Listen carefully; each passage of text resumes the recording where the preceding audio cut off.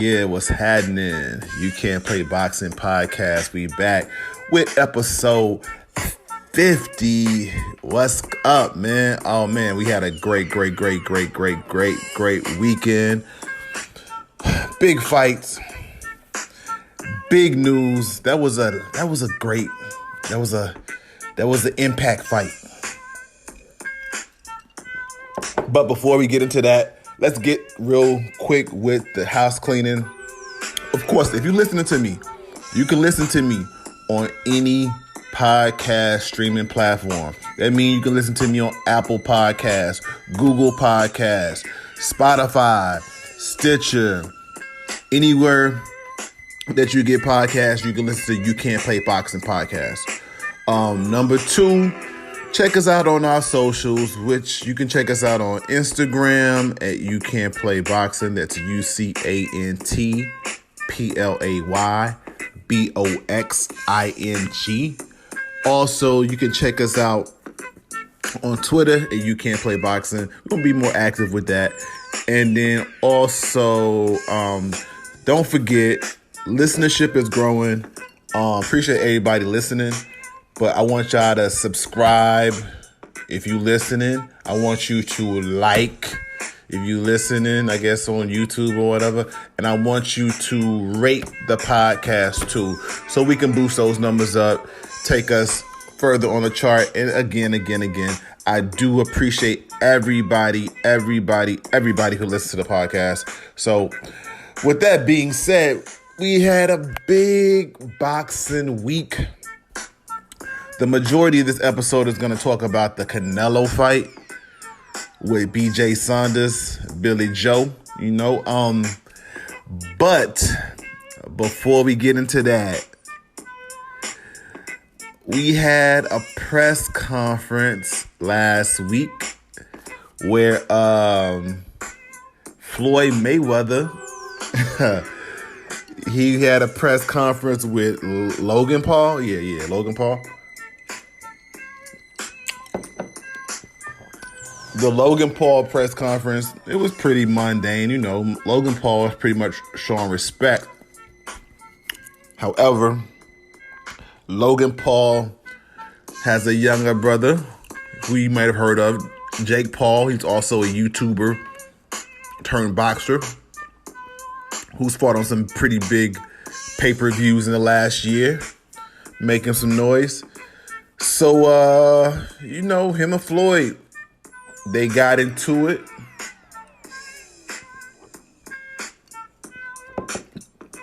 Face to face. And Logan Paul, not Logan Paul, bad. Jake Paul took off Floyd's hat and it caused a little bit of melee. Now, when I first saw it, man, I was like, all right, you gotta sell the fight. And I still believe that, okay, they doing it to sell the fight. Don't get me wrong. But I will say this, though. If Floyd was 100% acting as far as being mad, Floyd is a damn good actor. I'll say that. He a damn good actor. Because he looked legit mad, not only in the video, but the still shots. He looked mad, you know what I'm saying? He was a damn good actor if he was acting. Either way, it got the people talking, got the people going, So they're selling the fight. So if you're gonna watch it, I know we talked about it last episode, but if you're gonna watch it, it's gonna be June 6th in Miami at the Hard Rock Stadium. Also going to have Chad Ochocinco there. So it's going to be an interesting fight. And don't get me wrong. I think Floyd is going to win that easily, but it's going to be interesting to see the card and see how things go. So shout out to everybody at Mayweather Promotions. Shout out to everybody. Showtime. Shout out to all of them.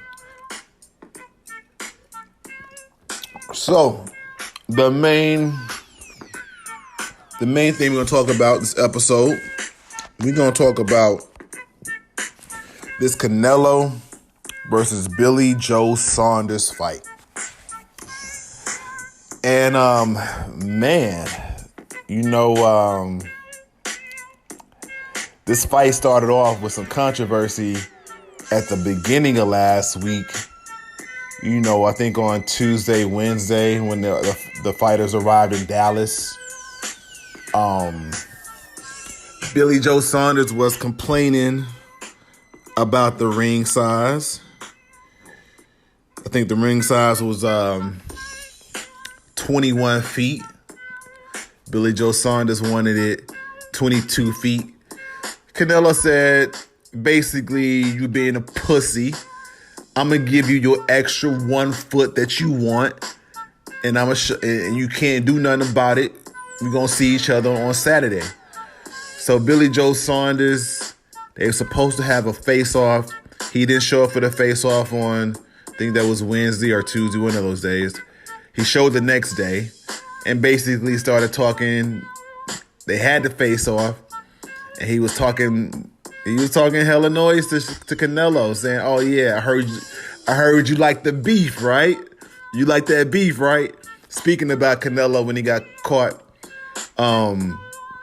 with performance-enhancing substances a few years back, and he said it was due to the beef that he ate in Mexico. So they was going back and forth. And I can tell at that point, Canelo, he was saying, "Okay, you gonna complain about the fight. About the ring size. You gonna blow off the face off. You gonna talk shit in my face." And I could tell Canelo one of them dudes where when he get mad, he ain't gonna talk a lot. You know what I'm saying? Like, he not a hothead. He is one of them dudes like, "All right, I'm writing this down in my mind. I'm gonna see you. And, not that I ever let back, but I'm gonna give you everything. I'm gonna give you everything on Saturday." You know what I'm saying? So, but it was a good build up to the fight. I will say that both of them, Billy Joe Saunders did a great job building up this fight on the fight week. So I want to give him kudos for that, because most people, they make it pretty boring. And Canelo's not a guy where he's going to talk a lot of shit. You know what I'm saying? So if you have an antagonist like Billy Joe Saunders, who was really playing up that not that victim, but that heel role, you know what I'm saying, that bad guy role, he did a real fucking awesome job with that.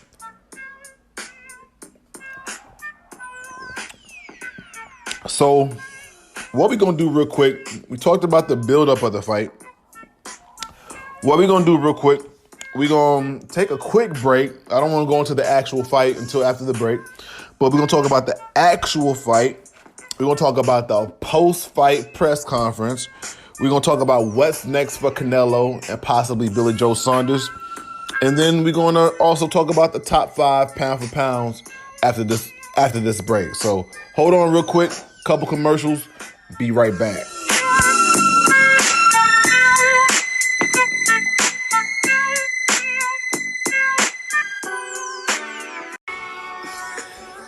Shouts out to our sponsors. Luxury Apex is sponsoring this segment.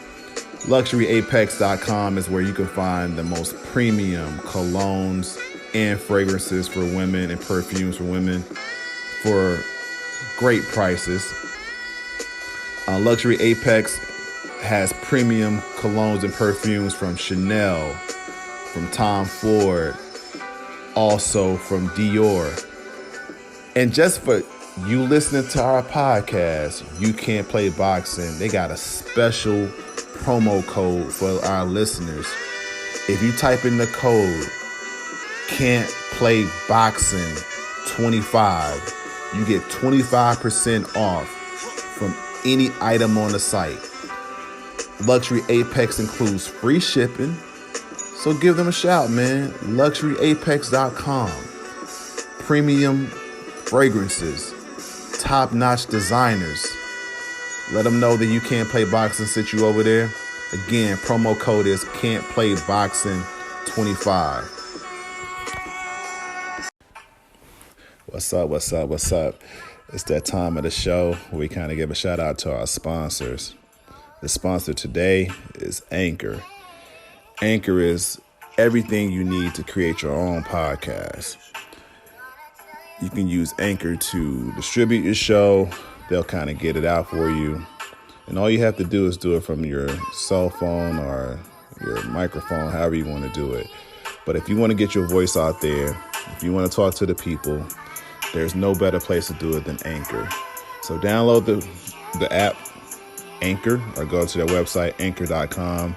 It'll distribute your podcast on all platforms. So again, Anchor. Yeah. We back. You Can't Play Boxing Podcast, episode 50. Oh, yeah. One other thing, too. If you want to email us at youcan'tplayboxing@gmail.com. We'll read some of these emails, you know what I'm saying, on upcoming episodes. We're going to be more interactive, you know what I'm saying, with the listeners and everybody who support us. So tap into us. All right, so let's get into this actual fight. And it was a good fight. Shout out to DAZN. I mean, basically, we got a pay-per-view worthy fight for shit, $20 if you wasn't a subscriber of DAZN. So shout out to them for that.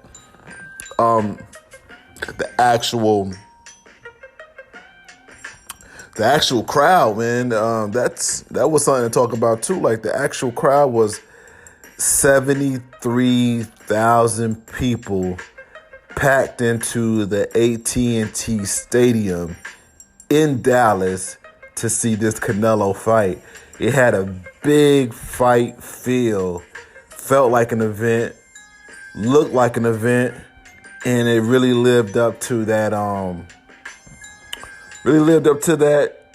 to that stature with this fight. So the actual fight started off round one. Canelo, like I said before in the previous episode, Canelo is usually a slower starter. So I wasn't really surprised that he started off slow in the first round. So I gave that first round to BJ Saunders, but really a lot of them, neither one of them did a lot. Second and third round, Canelo started to cook a little bit more, and he was pushing the pace a little bit to not make Billy Joe Saunders comfortable. You know what I'm saying? He was really adjusted, doing a lot of feints, you know what I'm saying? Making it to where Billy Joe Saunders couldn't really get his rhythm right because Canelo's doing a lot of feints, and behind that, it's a lot of power that's coming by that. You know what I'm saying? Canelo coming with that power. You really can't get comfortable and kind of getting your rhythm. So second and third round, Billy Joe Saunders was still a little bit hesitant, but was trying to get into a rhythm, but he really couldn't. I say the fourth round, you start to see Billy Joe Saunders start to pump that jab a little bit. Started to move around a little bit. Started to move his feet. And he became a little bit more comfortable. Now, those rounds, from rounds 4 to 7, a lot of those rounds are still close rounds. But as far as his body posture, and as far as reading his body language, he was way more comfortable from rounds 4 to 7. Now, again, I still had those rounds being close, but there were moments, like I said, Canelo had moments, but there was moments where Billy Joe Saunders was making Canelo miss a lot. I mean, Canelo threw he threw one roundhouse, I think it was like round 6 or 7, and he was looking. That was shades of like when Mayweather had Canelo missing when Lara had Canelo missing. He was looking frustrated, especially like round 6 and 7. And so that was shades to that Mayweather fight, shades to the Lara fight. Billy Joe Saunders doing a great job of boxing and giving him movement and being a target that he couldn't hit. So that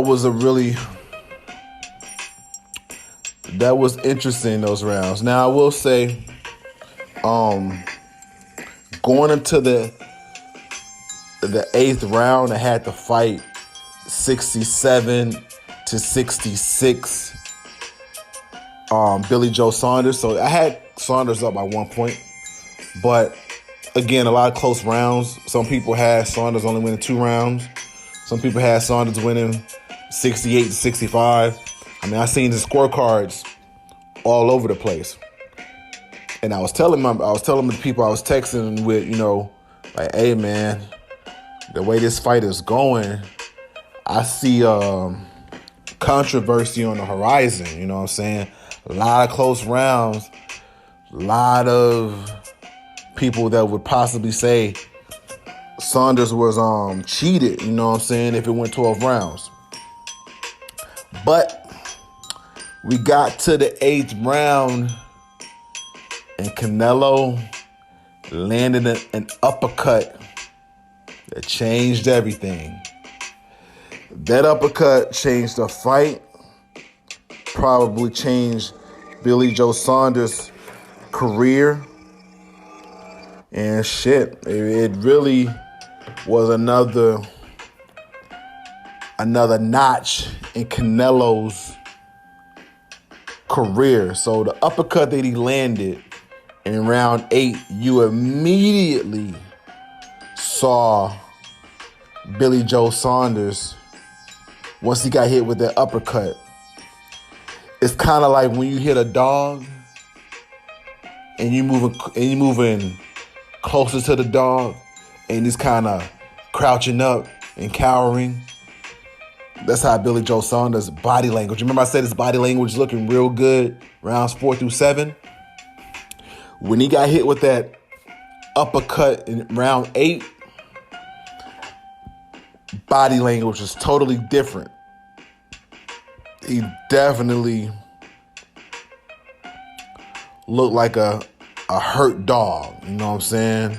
And Canelo knew it. And that's what another thing too, why I respect fighters so much, is that if you in that ring and you hit him with that shot, number one, you probably heard something on your fist that you didn't hear on previous punches, and you was able to look in his eyes and see that he doesn't quite look the same.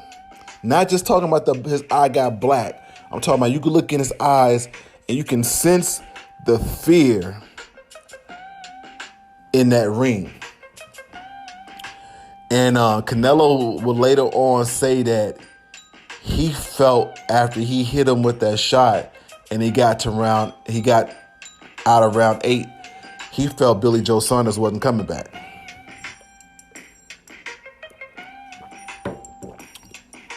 And you may say, like, damn, how did you know that? But a fighter in that ring, fighting as long as you fought for shit, damn near 15, 16, 17, 18 years, you know the difference. And Billy Joe Saunders made it out of round 8. However, his team did not feel like he was well enough to go on, and they threw in a towel. Canelo won. Now, I will say, when I watched it live, I was like, man, something fishy. Why are you throwing in the towel? You undefeated. You're undefeated middleweight.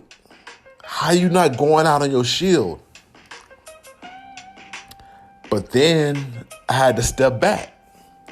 I had to be like, once I found out that his orbital bone got broken, I was like, oh, that's different. That's real different. Everybody that I know that got their orbital bone broken in a fight, they've never been the same. Think about recent history. Antonio Margarito, after Minnie Pacquiao broke his orbital bone, was never the same after that. He got through the fight. He was never the same after that. You can compete. Kell Brook, after Triple G broke his orbital bone, he competed a good fight against Errol Spence. But when he got hit in the eye on the other side, Errol Spence broke it. So you can definitely compete with your orbital bone being broke. However, I've never seen anybody get better after that. I've never seen anybody become a better fighter after their orbital bone has been broke. And one thing that kind of crystallized it to me was Chris Algieri. He made a post on Instagram where he said when he fought Ruslan Provodnik, the Russian who had hella major fights with Tim Bradley, he said Ruslan Provodnik broke his orbital bone too. And if you notice, Algieri was never the same after that Provodnik fight, He said the way that it feels like you have a hole in your face and somebody's punching your face and you have a hole in your face. Can you imagine? Can you imagine still competing as a warrior and your face is broken, basically, and somebody's still punching it? Can you imagine that? That's why I stand on this. You can't play boxing. It's something that I give the fighters that go into the ring, I give them the ultimate respect because, as I said in previous episode and podcast, you may go in that ring one way, but you are not guaranteed to come out that ring the same way you went in there. And you can have lifelong lasting effects from you spending up to 36 minutes in that ring with another world-class fighter. So after I saw the heaviness and the seriousness of a broken orbital bone, it made a lot of sense to me as far as why his corner threw in a towel. That's a serious thing. BJ Saunders may not never be the same after that, Again, I hope that he's fine. But my understanding is that he stayed overnight in the Dallas hospital. And there's no guarantee he's going to be the same again. But that was a monumental fight for Canelo's legacy. After the fight, had an interesting little interaction. My guy, Boo Boo Andrade, Demetrius Andrade, middleweight fighter. He was at the press conference. Number one, he congratulated Canelo. But then he also had a few words to say, and I'm gonna let you listen to it real quick. How Canelo and Boo Boo Andrade's interaction was. When can we get something going on? Oh man. What's up? Thank you, my friend. Thank you. Thank you. Big fan. Thank you, my friend. I know that. Man, you fight with nobody. Hey, you are a champion, but are you... What? Hey, you fight with nobody, man. You won the No le hagas caso. You No le hagas caso, güey. No le hagas caso. You won the belt with nobody. Man, get the fuck out of here, man. Please, get the fuck out of here, man. It's my night. Dile que es mi nombre. Who I'm fighting? Demetrius. Not the press Get the fuck out of here, man. Get the fuck out of here. Ahorita de una vez, dile. Fuck you, man. Hey, get the fuck out of here because I'm gonna fuck you out right now, motherfucker. A ver. Oh, look at this guy.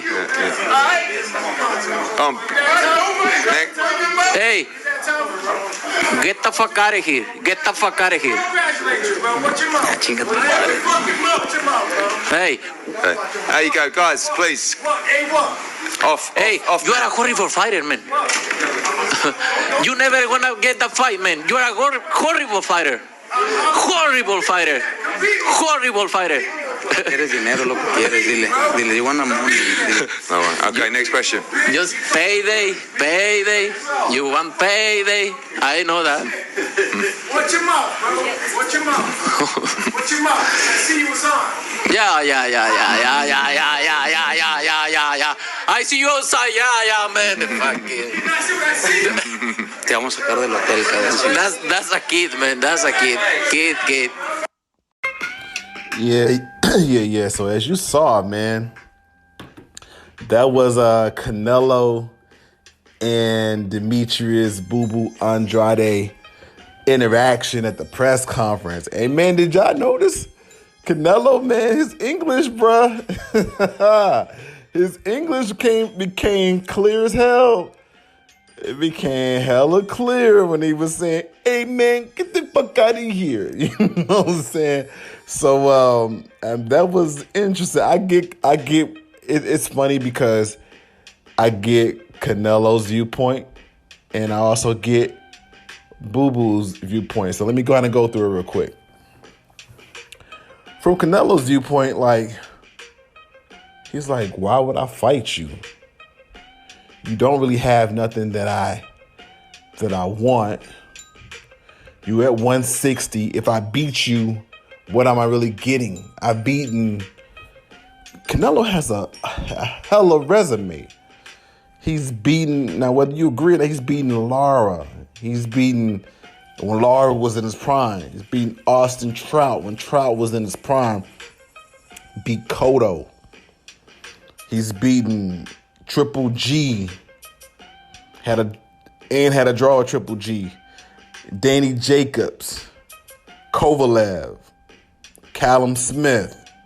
BJ Saunders. Canelo has Shane Mosley. So, I mean, to Canelo, he's not scared of Andrade. Now, will Andrade be would it be a somewhat difficult fight? Somewhat, yeah. It's a difficult fight, but it's not anything that he hasn't fought before. And he's like, what do I get out of fighting you? You know what I mean? Like, you're at 160. Nobody really fucks with you for the most part. So what am I getting really fighting you? You know, this is my night. You coming in my press conference. What am I really getting for fighting you or for fucking with you? Nothing really. There's no upside for real. So I get where Canelo's coming from. Now, I will say this. Boo Boo Andrade, I think he's a great fighter for sure. Like, I think between him and Charlo, that will be a good fight. They the top two at 160 right now. Boo Boo's a tough out for most people. I just don't think he's a tough out for Canelo. I think Canelo beats. Don't get me wrong, it's a competitive fight. But I think Canelo breaks him down. You know what I mean? But from Boo Boo's standpoint, I get he coming from it like, hey man, I'm on the zone. I'm not getting the fights that I want. I need to make something happen. Now, do I think Boo Boo should have tried to make things happen a couple years ago, 3 years ago, been more aggressive. Yeah, I think so. But I think right now, Boo Boo kind of sees that his window is closing. You know what I'm saying? Like it's not all the way closed, but it's closing, and he needs to make some things happen. I think he's becoming a little desperate, a little bit. But I think right now, what you got to do, you got to fight. You got to find the best fight that you can make, and you might have to take a pay cut or take less in negotiation to get a big name fight if you believe in your skills like that, and then leverage it. If you believe in your skills and you get that big name fight, you leverage it to something bigger if you win that fight. I think that's where Boo Boo's at right now. So maybe you got to take that Charlo fight and let Charlo get the upper hand in negotiations and say, hey, I feel like I beat this dude. I'm going to go ahead and beat him, get a higher profile. And once I beat him, I have a bigger name. Maybe I go on to fight an aging Triple G. So if you beat Charlo and you beat an aging Triple G, you have a higher profile at this point. Maybe at that point, BJ Saunders comes back. He's not quite the same. You beat BJ Saunders. You know what I'm saying? Then it's a little more marketable fight. You know what I mean? But he has to definitely take some chances, bet on himself. But I think Boo Boo is a great fighter. Don't get me wrong. I think he's a great fighter. I want to say that again. I think he's a great fighter. He just has to prove it in the ring against top competition, because otherwise Canelo's he's not in the process of giving charity out anymore. You know what I mean? Now, Boo Boo saw Lara get the fight by crashing Canelo's press conference back in the day. But Canelo, he's not on that same... He knows his worth, you know what I mean? Speaking of which, what's next for Canelo? Well, they want to do the unification fight with Caleb Plant. Now you're talking PBC negotiating with Canelo. You know, Al Heyman typically doesn't take too many shorts. Canelo knows he's the biggest name right now. So does he how does those negotiations go? Be interesting to say. And it's kind of like we know the date that Canelo wants to go. He wants to go again in September. So you don't have a long time to get these negotiations completed. You got maybe 2.5 months at most. Maybe 2 months. But he's not going to fuck around. You know what I mean? So it's going to be interesting. I think if he doesn't fight Caleb Plant, the only fighter I think that could, in my mind, that would be a favorite against Canelo would be Artur Beterbiev at 175. That's the only person I think that has the temperament, has the skills, has the chin to stand up to Canelo. And that's at 175, you know what I mean? At this point. Canelo's different, man. He's different. Where does BJ Saunders go from here? I don't think he fights again in 2021. I think he comes back in 2022 with a light touch at first. Maybe 2 light touches, and then maybe a competitive fight in 2022, 2023. So let's think about it. This fight against Canelo takes 2 years off of BJ Saunders' career. That's why I said, bro, you can't play boxing. This shit is serious, man. Shit is serious. Speaking of how serious it is, we're going to close out the episode, but we're going to get into our top 5 pound for pound, top 5 pound for pound, the top 5 pound for pound. So, let's get into it. Number 5, we got, I know this might be controversial, but he on my top 5. Even at 40 years old. Now, he hadn't fought in 2 years. But number 5, I got Minnie Pacquiao. His last fight, he beat Keith Thurman, beat Adrian Broner. Now, I don't know, with 2 years taken off at an old age, what would he be at? But Minnie Pacquiao, based on his last performance, he's number 5 in my top 5 pound for pound. Number 4, I'm going to go with the guy that we're going to see next month coming out of New York. Lightweight king at this point. Had the best fight, best win of last year. Teofimo Lopez. Of course, he beat Vasily Lomachenko last October in a great fight. Be curious to see how he does next month. Fight on Triller. Shout out to Triller. Number 3, we got Terrence Crawford. But Crawford, I don't know who he's going to fight next. Got a hell of a resume, man. Hell of a fighter. Need to see him in there with a good competition, though, but he's a hell of a fighter. Number 2, he was at the fight in Dallas. You know what I'm saying? He's pretty much at all the Dallas fights. The Truth, Errol Spence Jr., number 2 pound for pound. And then number 1, the guy we've been talking about all episode, the Mexican king of boxing right now. He's really in his bag right now. He's really in his prime. We're talking about Saul Canelo Alvarez. Number 1 pound for pound. If you say somebody different, yeah, you must be hating for the most part. Nobody has a resume like him. So that's our top 5 pound for pound. We about to close out this episode. Again, I want to thank everybody for listening. Everybody for tuning in. Listenership is going up. Remember, email us.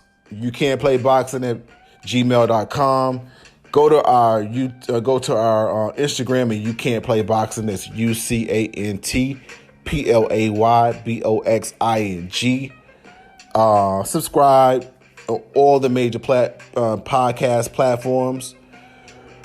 Rate the podcast. And man, until next time, we got a real treat coming for y'all the next episode. We probably won't have a show next week, but we'll have a show in the next 2 weeks. So we got a real treat coming for y'all next episode. Gonna do something a little different. Until next time, y'all. Peace.